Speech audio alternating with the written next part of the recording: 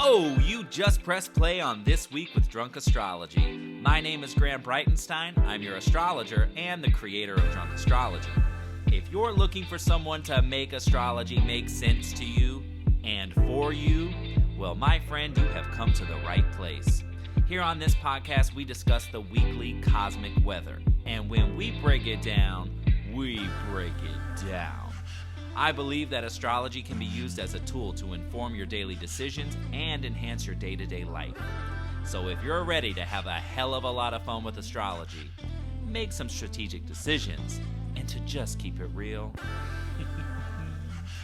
well, that journey starts right now. Hold on to your lug nuts, it's time for an overhaul. Happy week, Astro Lovers. It is the podcast for the week of November 7th through the 13th, 2022. And here we are, folks. We are in the build-up and the actual execution of the Taurus full moon lunar eclipse. It's this week. It's happening, and there are all kinds of twists, turns, surprises. You name it. It's written in this eclipse. And of course, it's coming on Election Day here in the United States. So, message I just want to say to anyone who's actually going out to vote, just be mindful, okay? There's so much chaos in this eclipse that, yeah, just be mindful. Be careful. Pay attention to your surroundings. If it feels off, it's off. Just use that kind of mindset.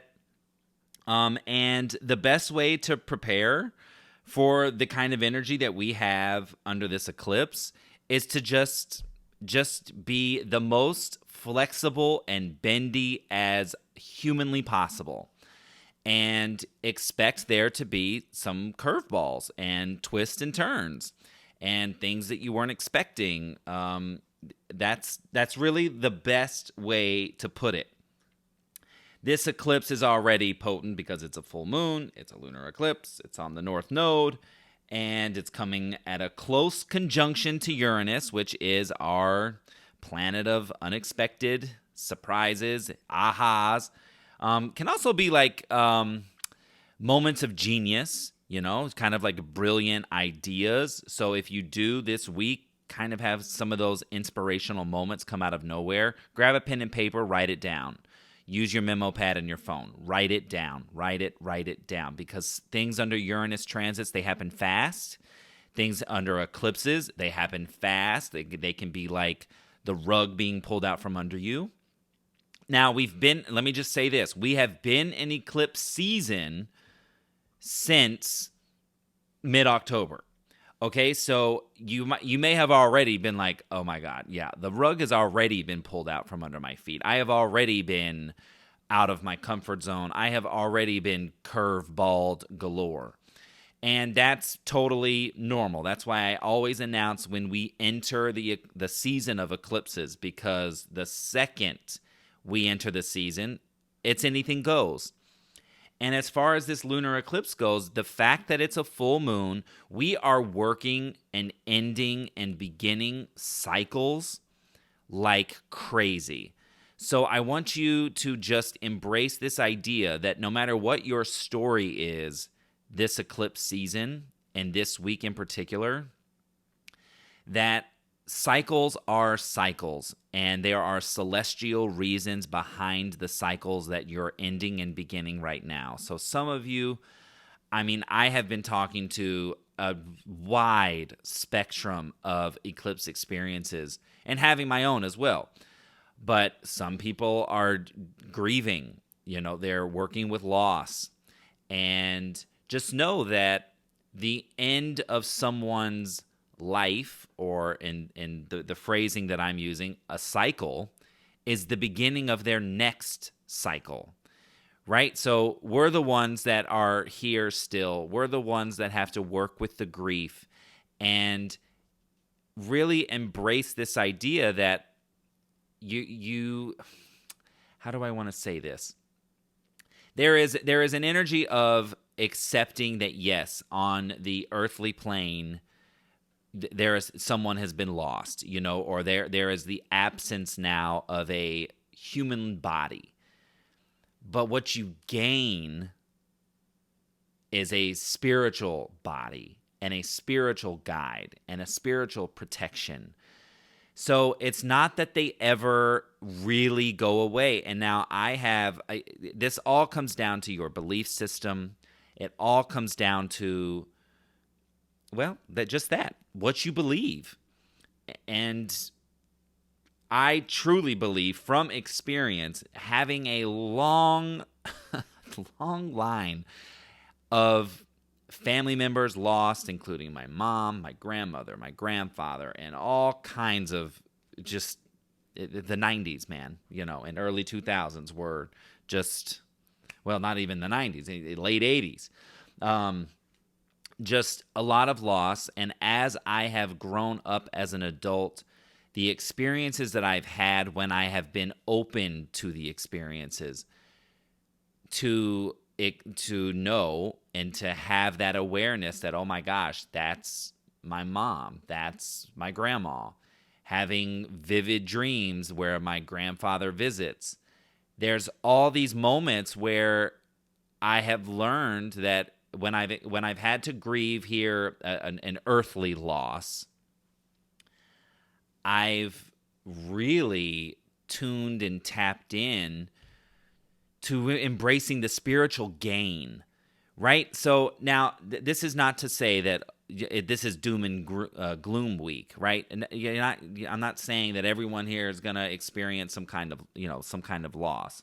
Curveballs, I imagine, yes, because we have a Sun-Uranus opposition, a Mercury-Uranus opposition, Sun-Mercury conjunction. We have so many. Just this week is full of twists and turns. And stress and tension. And I will say that once you get through to the other side of this week, baby, the growth, the good luck, the fortune, it favors the brave, okay? So we're going to work our way through this week.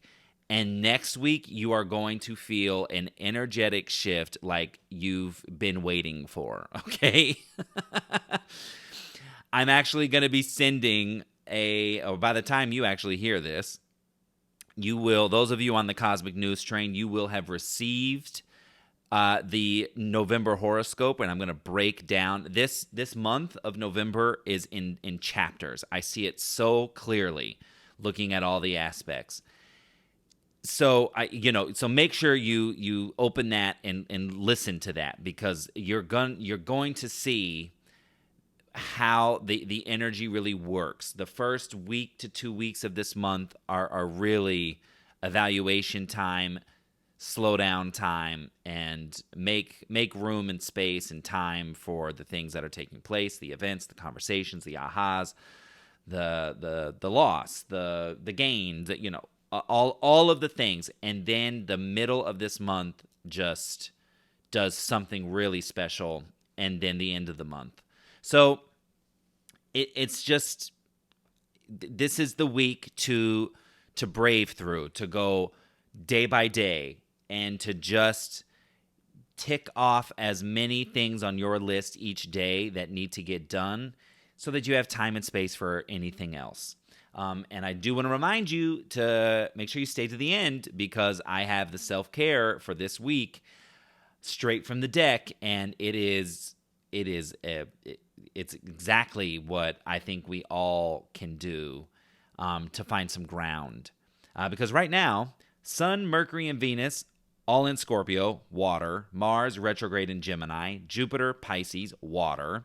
Saturn's in air. Uranus is in Earth. Uranus and Pluto are our only planets in Earth, but Uranus I don't really even count, because he's shaking up the ground. He's the earthquakes. He's the unexpected. He's, the friction that so it's like, oh, okay, yeah, we need some stability in the air. We have a massive lack of earth and grounding, and that's the self-care really is is focused, it is intentional, and it's specific to finding your footing during these chaotic times.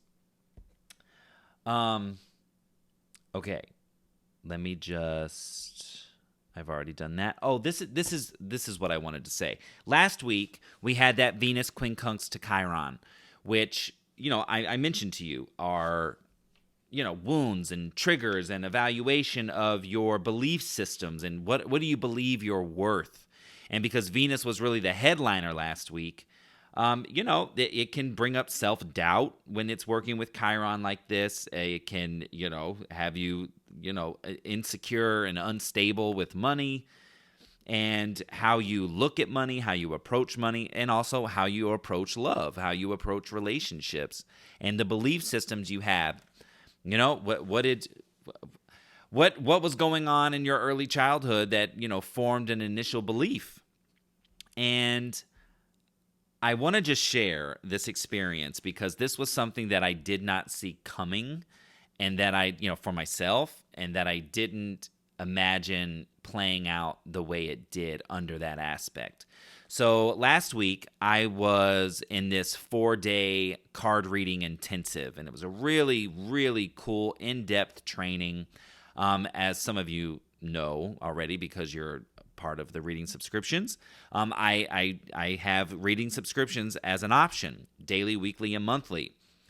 And so I'm always, my North Node's in my 9th house. So education and leadership, it's just like in there. So I'm always sponging up new tools, new education, new growth, new expansion, always. Like that's just where that North Node, my destiny is written in education. So on Wednesday last week, it was day 2 of this 4-day intensive, and Abiola Abrams led a meditation, and it was all about connecting with your spirit guides. And, I didn't know what to expect. I imagined when I signed up for the intensive that I was going to learn a bunch of different spreads, and really just kind of maybe like more of the history of oracles. And, that's kind of what I thought I was signing up for. Well, this meditation that Abiola Abrams led actually guided me to meet my spirit guides. Trust me, this is all real brand new to me, and I think because it was a raw experience, I that's why I'm open. I'm just so open to it. But I, under the Venus Chiron quincunx last week, really met my mom for the first time, and to have an experience where it was confirmed and identified, and gosh, it was the first time I ever heard my mother's voice, because my mom passed when I was 3. So there was this beautiful moment where just tears on tears on tears were streaming down my face, and not one of those like convulsing cries, but one of those like consoling cries, because my eyes were closed the whole time. And it started with just a floating staircase and a door at the top that was slightly ajar with a bright white light coming out of it. And as the meditation was led on, Abiola said, they're there now. They're here now. You know who they are. And it was without a doubt my mom. And I saw visions from childhood of me in the high chair while my mom was frantic and like getting coffee and like getting ready to go to work. It kind of seemed like she was late. And I heard her say that she loved me as she was on the way out. And this meditation even took me into the womb, where I could see and hear my grandmother, who has also showed up as a guide, who I always kind of imagined would. My mom and my grandmother were like those are just my two like presences in this life. And to see, my grandmother grip my mother's belly with me in it, and to hear her talk to me through the belly, and to see it and feel it, the vibrations, the warmth of being in the womb. it was the most transformative freaking experience I've ever had. And when the meditation was over and the class was done, I flipped my book to see, like, okay, wait, what were the aspects today? And it was that Venus Chiron connection, and it was, an adjusting one. But that is the opportunity when we have volatile or stressful aspects to tap in in another way, to try something you haven't tried before.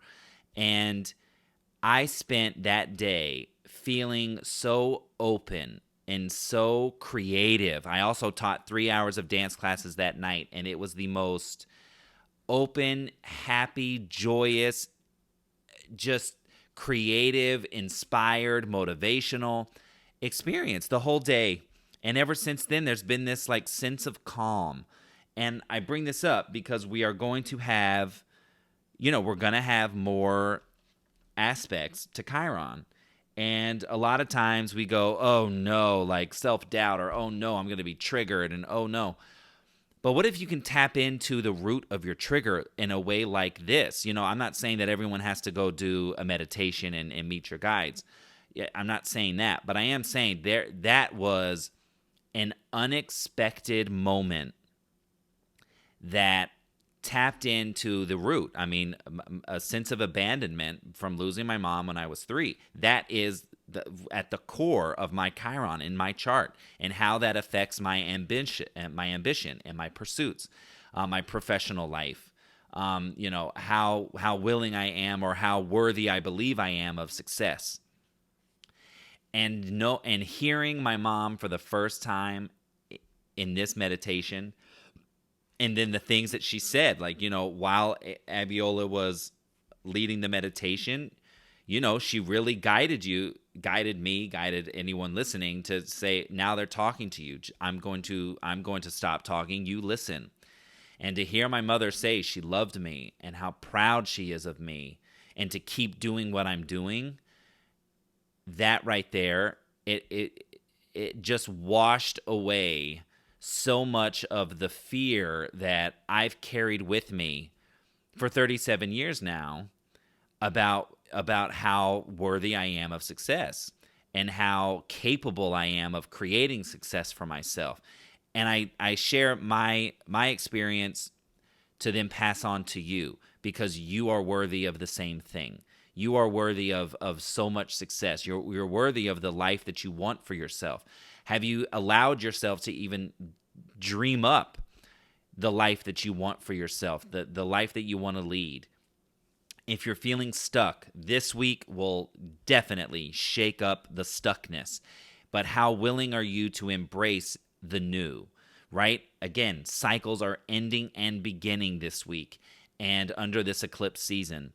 And I want you to just be so open and so flexible. And even if it's hard, even if it's tough, even if it's loss, if it's grief, however it shows up for you, or however it's been showing up for you this eclipse season, I'm not, some of you are already in your eclipse experiences. No matter how it's showing up, I want you to get curious about it. Mars retrograde in Gemini is saying, get curious about how you move through this. Get curious about the events taking place. If you're stressed and throwing things and angry and frustrated and just not understanding, just get curious. Ask the pain questions. Ask the grief questions. Ask for support from the people around you. Ask them questions about what they think. I mean, I have, as an astrologer and as someone that does this work, of course, I have friends and family that reach out to me and say, please explain this to me. Please help it make sense, and that's what I'm here for. So if you are someone that is just like, yo, I really need another perspective on this, that's exactly what I'm here for. That's what readings are for. So you can always book a reading with me. If you're not on the news train, get on the news train, because you're going to get free horoscopes and free breakdowns from me anyway. And then we can intensify and deepen our work if that calls to you. But this is the time. Okay? So a little bit of a longer astro sermon, but this week is so potent. and the week that we really got to take day by day and kind of like sludge through. And then when we get to next week, it is just a beautiful opening, expansion, optimism, positivity, a sigh of relief. And that's worth fighting for. Okay, so let's move through the moons. And interestingly enough, all the moons this week work with Jupiter.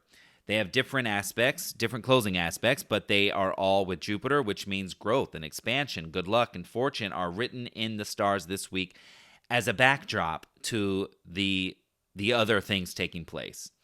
So on Monday, November 7th, the moon is in Taurus, no aspects. So, we're just gearing up for Tuesday, Election Day, November 8th. The Taurus moon has 1, 2, 3, 4, 5, 6, 7. Has 7 major aspects, not the least of which is the lunar eclipse at 3:02 a.m.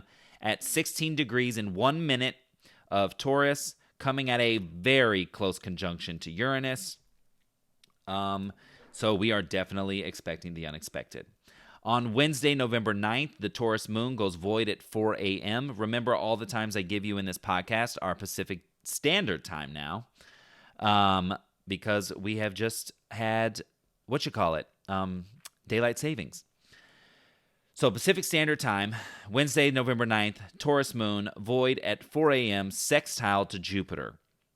So whether or not you feel it or believe it in the moment, this eclipse has with it this nervous, frenetic energy towards growth and expansion.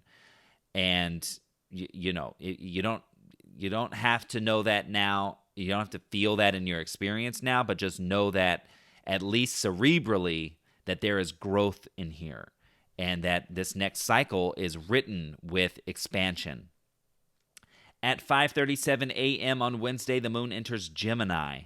On Thursday, November 10th, the Gemini moon has 4 aspects, not so bad. On Friday, November 11th, which is Veterans Day, the Gemini moon goes void at 2:28 p.m. with a square to Jupiter. So that means Wednesday, Thursday, and until Friday afternoon, there can be an overdoing. There you can overspeak. Just a square to Jupiter, Gemini moon. Gemini moon's very chatty, very research, intellectual, and square to Jupiter, you might, you can overdo it. So just, watch your mouth. Don't say things that you don't mean. If it's just in the moment, like actually just say, you know what, I'm going to step away from this for a second and then come back. At 4:22 p.m. on Friday, the moon enters Cancer. Moon is in Cancer November 12th, Saturday, having a square to Chiron. So there's an emotional component to that. But again, think about those alternative ways. Get curious about your triggers. Get curious about your wounds. There's one thing to intellectually know where your Chiron is and to know what that Chiron is doing, but there is another thing to experience, a way to move and work with it. Whew, it's very powerful. On Sunday the 13th, the Cancer moon has a whole bunch of aspects.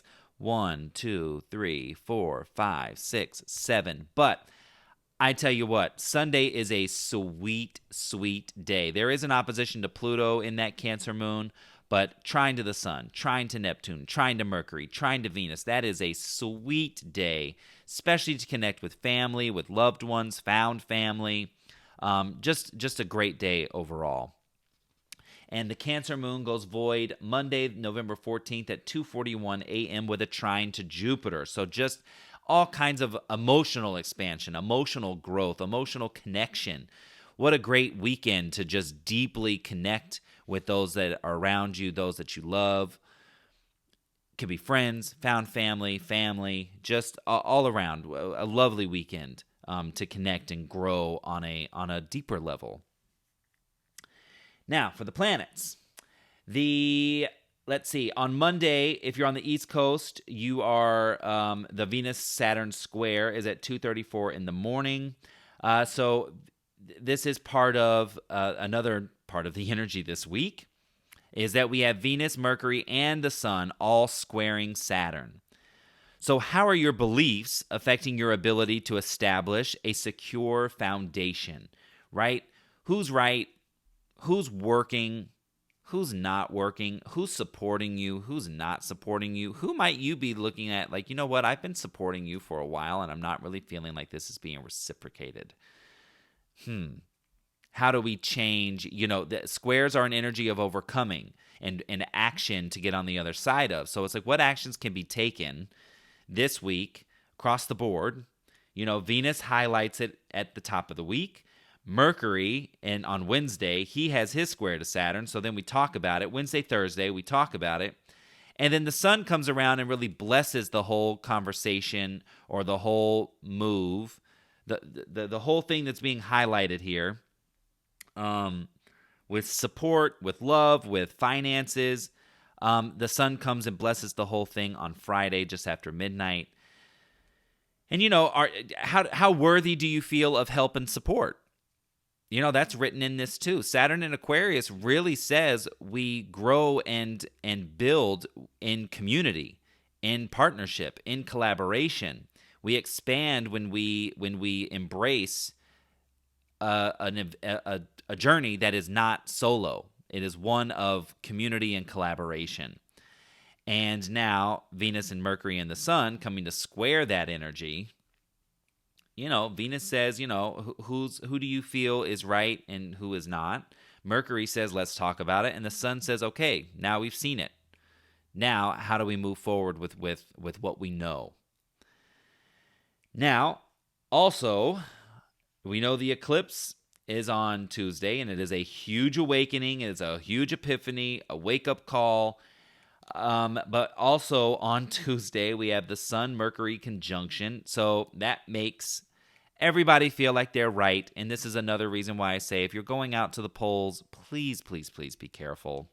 People can talk out of their neck. It's all in Scorpio energy. So, it's fixed water. It's intense. It's I'm right because what I believe is right, and you're wrong because you don't believe what I believe. It can have that kind of air to it. So just be mindful. No one is worth arguing with on Tuesday. Whenever the Sun and Mercury are in this conjunction, there's no use arguing. There's just no use. Okay, so you just table it or just don't participate because it's just not going to be worth it. And then same day on Tuesday, Mercury has an opposition to Uranus. So now that's news, unexpected news. That's also moments of brilliance or aha moments. Opportunities to seize. So that's another one. Mercury ruling Virgo and Gemini rules words. So if it is a brilliant idea, then I want you to write it down. If it's a stroke of genius, write it down. But also be prepared to hear news, the unexpected news, communications. Just be prepared. Be prepared. Little Lion King for you. Then Wednesday the 9th, the Sun has its opposition to Uranus just after midnight. So again, curveballs, surprises at every corner. Prepare for anything. And also, you know what? With all these Uranus things, these Uranus aspects, please be mindful of accidents. Please, please, please. This is accident-prone energy as all get out. So just watch out. Watch your tech devices because Mercury's involved. Just be prepared and just be super careful, okay? Also on Wednesday, we have Mercury square Saturn. So Venus brought it to our attention over the weekend. Mercury now says, let's talk about it. And then the Sun on Friday highlights and blesses that journey. Now, on Friday as well, on Veterans Day, we have Venus adjusting to Mars at 1:07 p.m. So that's the feminine and the masculine. They're a little at odds, saying like, no, I don't want to do that. Venus is in Scorpio, Mars is in Gemini. Like, why are you why are you being so why are you being so serious? Like it's not that deep. And Venus is going, I'm in Scorpio. Of course it's that deep. And I see that your intention behind all this. I don't like it. So there's just an adjusting there, right? Venus is really sensitive when she's in Scorpio. She's also really secretive. And Mars in Gemini retrograde is like, hey, like just like be on your feet, be fancy free. It's okay. Explore your options. Like don't take it personal. It's not personal. I suggest going with the Mars energy on this. Don't take it personal. Just kind of like just be fancy free. Be Gemini. Be witty. Be flitty, and just kind of like let things roll off your back. And Venus in Scorpio, it doesn't necessarily know how to do that, but it is a lesson. It's a karmic lesson to be able to be flexible and bendy like a Gemini energy. Okay. Then Saturday comes and it's just super sweet. Mercury trine Neptune. Mercury's in Scorpio. Neptune's in Pisces. What a dream collaboration, dream conversations. Now, I'm actually going to be at my friend Megan Ewelton's retreat. It's a leadership retreat in Nashville this week from Thursday through Sunday. So I'll be there Friday and Saturday, especially Thursday night, Friday, Saturday, giving readings to all the leadership coaches that are there. And Saturday is just going to be one of those days to like tune in and have great readings. So I'm really looking forward to it. And you can too, what a great day to tap and tune in to your intuition, to your dreams, to your vision. Write them down. And then on Sunday, we have Mercury adjusting to Mars. So we had that Venus adjusting to Mars on Friday. Sunday now we have the follow-up with Mercury. Like, okay, might need to talk this out a little bit. Let's just talk this out. This is a little annoying, but we're going to talk this out. We're going to figure this out. What's our strategy? How flexible and bendy do I need to be? So is it this time? Is it that time? Just be a little non-committal, okay? Don't be an a-hole, okay? Don't like screw somebody over. But just be like, hey, do you think that we can kind of play this by ear? That's probably the best bet to work with this energy. I kind of all week play it by ear. And that's the energy of the week. Okay? So for your self-care for the week, I absolutely love that this card jumped out, and it's a divine message for all of us. So our self-care for this week, November 7th through the 13th, is abundance planning. So it's about attracting a level of abundance that's in alignment with your self-worth and reflective of your generous nature. Okay, so I want you this week to find your footing by mapping out your finances. Taurus and Scorpio axis with these eclipses, all about your financial goals and evaluating all your assets. So this week, I really would challenge you to take all your financial assets and just evaluate them. What's the status of your checkings, your savings, your debt, your investments if you've got them? But take a look at where you're at. How much is incoming? How much is outgoing? And then I want you to say, how do I up my income? There's so much side gig potential here, and this is really what this card is speaking on. Increase your income, decrease your outgoing. Okay, so I want you to look at the automatic payments that you just don't even, do you even watch all the streaming networks that you're subscribed to? What about all the things that come out of Apple? If you've got Apple devices, all of those automatic payments. I just want you to this week is the week to find your ground, to find the earth, because abundance has a lot to do with Venus, which has a lot to do with Taurus. And Scorpio as well, being investments in property, etc. So just map out your financial landscape this week. This is your self-care for the week. This is how you wade your way through the chaos. Pull up all the accounts and go, okay, Here's my assets, and here's what I have in front of me that I'm not tapping the potential of.